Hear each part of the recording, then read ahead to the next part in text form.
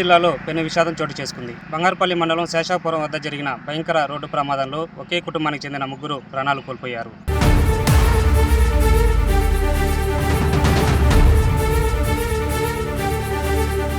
బెంగళూరు నుంచి తిరుమల శ్రీవారి దర్శనానికి వెళ్తుండగా మృత్యువు కారు రూపంలో వారిని కబళించింది. ఆగి ఉన్న ఆర్టీసీ బస్సును వెనుక నుంచి అతివేగంగా ఢీకొనడంతోనే ముగ్గురు ప్రాణాలు కోల్పోయినట్టు తెలుస్తుంది.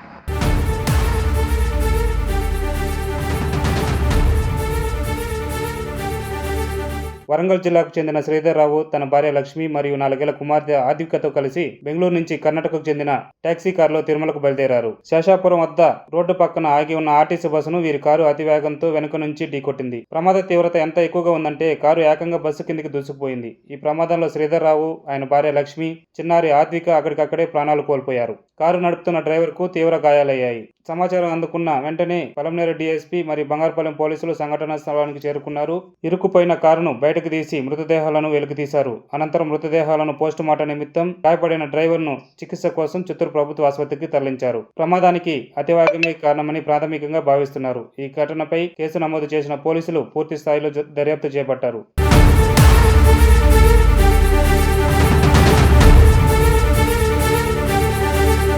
ఈరోజు ఉదయం 6:40 అప్పుడు Palamaner RTC depot bus AP-29 2944 vehicle ఈ పాలమార్లపల్లి విలేజ్లో హైవే మీద బస్సు ఆపాడు ప్యాసింజర్.